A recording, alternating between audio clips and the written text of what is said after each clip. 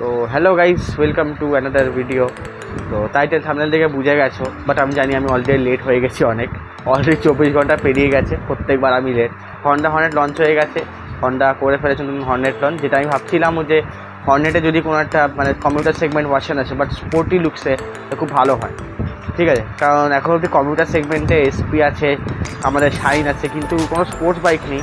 মানে sports bike নেই বলবো না, অ্যাকচুয়ালি এসপিও স্পোর্টসের আন্ডারেই চলে যায়, যেহেতু যা পাওয়ার দিয়েছে।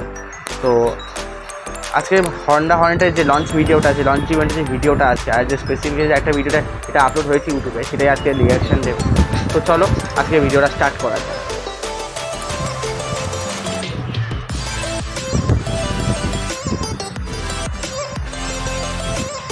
টুইন শিখেছে হেডল্যাম্প, মানে হেডলাইট দিয়েছে এটা। বাবা, জিং body, golden USD front fox, first segment.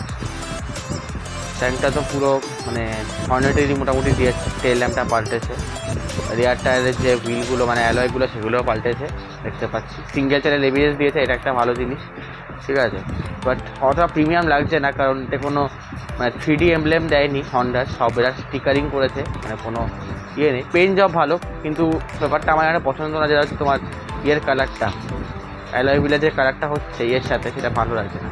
USB charging port এবং টিএফটি ডিসপ্লে রয়েছে, দেখতে পাচ্ছি, ঠিক আছে। মোটর সাসপেন্স ধরো তো ইয়ে করি। তো কী কী দেখলাম এখনও অবধি, দেখতে পেলাম যে এর মধ্যে রয়েছে কী মোটর সাসপেনশন দেখতে পাচ্ছ। তার আগে দেখলাম কি যে এতে টিএফটি ডিসপ্লে দিয়েছে, যেটা অলরেডি আমার গাড়িতে দিয়ে দিয়েছে। ব্লুটুথ ডিসপ্লে, মানে ব্লুটুথের জন্য কানেক্টিভিটির জন্য যেটা দেওয়া হয়, ঠিক আছে, টপ মডেল যেগুলো হয়। তাছাড়া যেটা আছে কি দেখলাম, চার্জিং পোর্ট দিচ্ছে, সেটা আমার এসপিতে প্রোভাইড করেছে।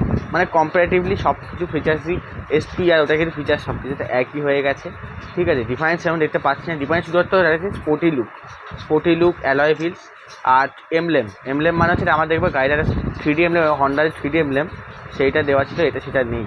এটাই ডিফারেন্স আপাতত দেখতে পেলাম আমি, ঠিক আছে। ওটা কী হয়েছে, ওটা স্টিকার দিয়ে ব্যাজিংটা করেছে, মানে যে হন্ডার যে ব্যাজিংটা সেটা স্টিকার দিয়ে করেছে, প্রিন্টেড, কোনো ইয়ে না, 3D এমব্লেম নয়, ঠিক আছে। স্টার্ট করি আবার।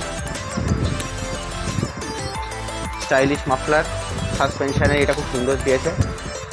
কি অন ট্যাঙ্ক, মানে বাহ, মানে ট্যাঙ্ক এটাই হন্ডার উঠছি। ব্লুটুথ কানেক্টিভিটি এটা বলছিলাম একটু আগে, সেটাই ন্যাভিগেশন। বাট আমি তো টেস্ট করেছি, বাট বলতে গেলে সত্যি কথা বলি যে হন্ডার যে ব্লুটুথের যে কানেক্টিভিটি, মানে খুব একটা আমার পছন্দ হয়নি। পার্সোনালি বলছি, আমার ন্যাভিগেশনের দিক থেকে অতটা আমি মানে ভালো পাইনি, রেসপন্স পাইনি। মানে এরকম হয়েছে, ঘুরতে বেরিয়েছি, মানে জোটে বলতে সোজা, হয়তো তার কিছুক্ষণ আগে সেটা ছিল ডান দিক, আমি ডান দিকে ঢুকে যাওয়ার পর বলতে সোজা যাওয়ার দরকার ছিল। মানে আমাকে সেক্ষেত্রে এমন সিচুয়েশানে পড়ে গেছিলাম যে গাড়ি নিয়ে আমি ঘুরতেও পারছিলাম না, কিছুই করতে পারছিলাম না। তাও যেভাবে আমি ঘুরে ঘুরে যেভাবে নিয়ে এসেছিলাম। তো ওই জন্যই এই কানেক্টিভিটি বলো বা অন্যান্য যে ফিচার্স যেগুলো সিস্টেম আর সফটওয়্যার ফিচার যেগুলো দিয়েছে, সেগুলো আমার খুব একটা পছন্দ হয়েছে তা নয়। মানে আমি একটু আনস্যাটিসফাইডই আছি, এটাই বলবো, ঠিক আছে। স্টাইলিশ লুকস পাচ্ছি, ঠিক আছে, মাইলেজ ভালো পাচ্ছি। তো এইটা একটা ইয়ে। এবার এর ইঞ্জিন সিসিটা পয়সা মানে আমি বলছি কত আছে। তো এই ব্লু কালারটা খুব পছন্দ হয়েছে এখন অবধি। জানি এটাই ব্লু কালার আমার পছন্দ, ঠিক আছে। বাট অ্যালয় হুইলস যেগুলো আর অ্যালয় যেগুলো আছে, সেগুলো কালারটা যদি একটু ব্ল্যাকই রাখতো বেটার হতো, আই গেস বেটার হতো, আমার এটা ওপিনিয়ন। এই যে লঞ্চ হচ্ছে, এবার বেটার দেখা যাচ্ছে।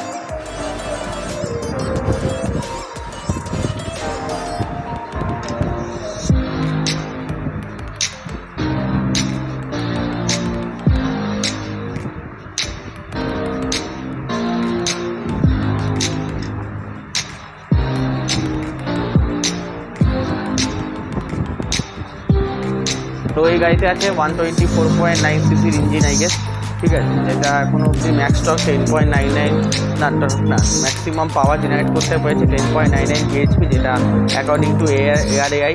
মাইলেজ এখনও জানা যায়নি, বাট আমার যেটুকু মনে হয় 55-56 মাইলেজ দিয়ে দেবে, কারণ গাড়ির কার্ভ ওয়েটটা একটু বেড়ে গেছে। সেটা হচ্ছে তোমার 124 কেজি, ঠিক আছে। যেখানে স্পিড ওয়েট ছিল তোমার 1.7 কেজি, শাইনের ওয়েট ছিল আই গেস 110 বা 112 কেজি, বাট এর ওয়েটটা হয়ে গেছে 124 KG due to sports look, ঠিক আছে। বাট যদি ইঞ্জিনের বলতে চাই, তো ইঞ্জিনের যে ডিজাইনটা আছে, এই ডিজাইনটা পুরোপুরি একদম হন্ডা আর এসপি, মানে হন্ডা এসপি আর আমাদের যে শাইন, এর পুরো কপি, ঠিক আছে। মানে ইঞ্জিন রিফাইন্ড ইঞ্জিন খুব আছে, ঠিক আছে। বাট এই যে কিক লিভারটা মিসিং হয়ে গেছে, ঠিক আছে। মানে সিঙ্গেল এবিএস দিয়েছে, বুঝতেই পারছো, অনেক কিছু ইলেকট্রনিক কনফিগারেশন অনেক কিছু দিয়েছে।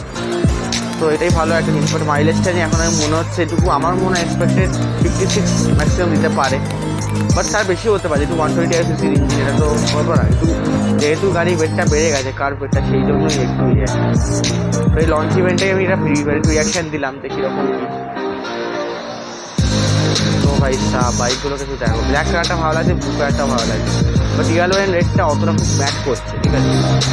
এই হচ্ছে ফাউন্ডার, দেখতে পাচ্ছ, মানে হন্ডা এরকমই অনেক বাইক আনবে। তো গাইস, যেমনটা তোমরা ভিডিওটা দেখতে পেলে, আমি যেটুকু বুঝলাম যে খুব গাড়িটা খুব ভালো হয়েছে, বাট কতটা মজবুত আছে, কতটা ডিউরেবল আছে, সেটা আমি এখনও দেখতে পাইনি।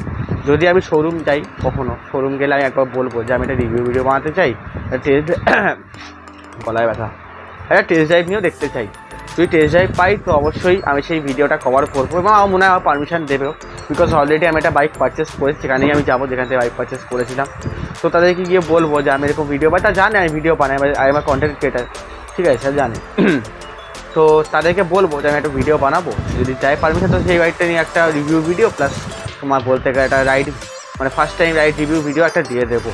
তবে সেটা চেষ্টা করবো আনার, এখন তো ছোটো ইউটিউবার, এখন যাই না পারমিশন দেবে কি দেবে না, বাট টেস্ট ড্রাইভ অ্যালাও আছে, লাইসেন্স থেকে টেস্ট ড্রাইভ দেয়। পার্সোনালি নেবো সেরকম হলে, প্রবলেমেটিক নয়, ঠিক আছে। তো আশা করছি তোমাদের অনেক কিছু এই ভিডিওতে আমি যতটা সম্ভব জানানোর চেষ্টা করেছি। তো মাইলেজটা এখন আমি জানতে পারিনি বলে আমি বলবো না, বাট আমার মনে হয় এক্সপেক্টেড 60 kmpl হবে, কারণ দেখুন যে হন্ডা আমার যে এসপিটা আছে সেটা এখন 62 থেকে 63 দিচ্ছে ম্যাক্সিমাম, কারণ এটা ওবিডি 2B কমপ্লায়েন্সের বাইক, ঠিক আছে। এটা অনেক সেন্সার বেড়ে গেছে, ইলেকট্রনিক কনফিগারেশন অনেক বেড়ে গেছে, ঠিক আছে। সেন্সার বাড়লে মানে চার্জিং খাচ্ছে অনেক, টিএফটি ডিসপ্লেতেও অনেক পাওয়ার কনজাম্পশন বেড়ে গেছে, ঠিক আছে। তোমার বলতে হবে টিএফটি ডিসপ্লে কম পাওয়ার খায় না, ওটা পাওয়ার কম খায়, বাট আলাদা যে সেন্সার রয়েছে, যেগুলো অক্সিজেন সেন্সার, আরও যে ময়েশ্চার সেন্সার, যা যা দিয়েছে গাড়িতে, আমি নামও জানি না, অনেক কিছু জানিও না, মানে ম্যানুয়ালটা খুলে জানতে পারবো কী কী সেন্সার আছে। তো সেই সেন্সারগুলো অনেক ব্যাটারি কনজিউম করে, তার জন্যই ইঞ্জিন যত এনার্জি প্রডিউস করে সেগুলো ব্যাটারিতে স্টোর হতে হতে চার্জ চলে বলেই একটু চার্জটা বেশি খায়। সেটা প্রত্যেকটা হন্ডার বাইকেই এটা একটু কম্প্রোমাইজ করতে হবে যদি তোমার কমিউটার সেগমেন্ট নাও, মানে 120 বাইক তোমরা নাও। তো গাইস, আজকে এই ভিডিওটা আমি এই পর্যন্তই রাখছি। তোমাকে যেটা বললাম যে ওই ভিডিওটা আমি প্র্যাকটিক্যালি আনার কথা ভাবছি, প্র্যাকটিক্যাল যদি আনি তাহলে অবশ্যই খুব তাড়াতাড়ি এই ভিডিওটা আমি নিয়ে চলে আসতে পারবো, বেশি দিন লেট করবো না। তবে একটু কলেজে এখন কাজের জন্য চাপে আছি, তো অবশ্যই দেখছি 1 উইকস বা 2 উইকস আমি মধ্যে যদি কোনো দিন টাইম পাই যে আমি কথা বলে দেখব। তো গাইস, আজকের জন্য ভিডিওটা আমি এই পর্যন্তই রাখছি। দেখা হবে তোমার সাথে অন্য কোনো ভিডিওতে, অন্য টপিকস নিয়ে। Bye bye, thank you and good night.